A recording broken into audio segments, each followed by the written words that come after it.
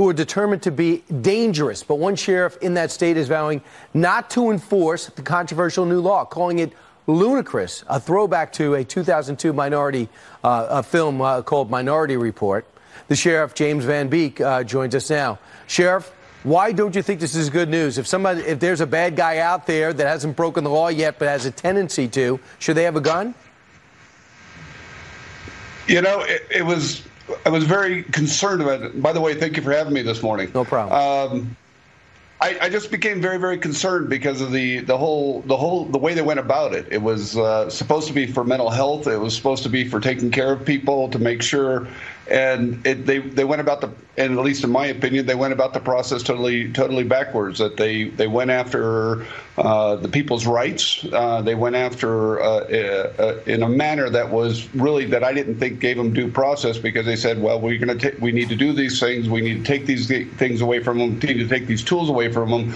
But they never provided any kind of assistance. So there was no outlet. So to me, there wasn't any kind of due process. So you're worried about the criteria. This is Colorado, the 15th state to adopt the red flag law. But you're worried about the process to red flagging an individual and how it affects its rights. So how do you red flag somebody under this law?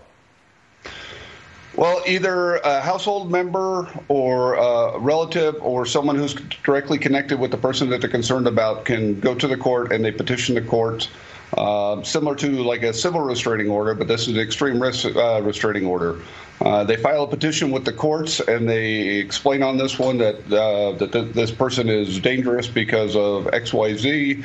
It's an ex parte hearing, so that the accused or the respondent never gets a chance to at this first hearing.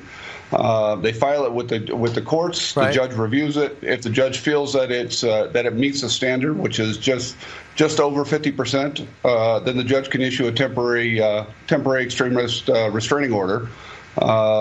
If it's law enforcement that does it, then law enforcement is expected to submit a search warrant right away at the same time. And if that person is deemed by the judge to be able to do that, then the law enforcement then has to go either execute and have the person turn his weapons in within the next 24 hours, or go execute a search warrant on this person, right, and go and take all their guns. Within 2 weeks, there has to be another hearing.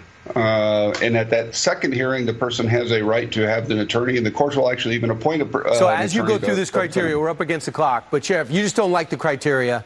You just feel there's too much vagueness to it, and people's rights are going to be taken away. Not a single Republican voted for this, but Democratic Representative Tom Sullivan, whose son Alex was gunned down by the Aurora shooter, feels this is a great day for them. And the sheriff obviously doesn't want anybody shot, but is concerned also about gun rights. Sheriff, thanks so much. Thank you very much. Have a wonderful day. You too. Meanwhile, straight ahead, a petition to get Vice President Pence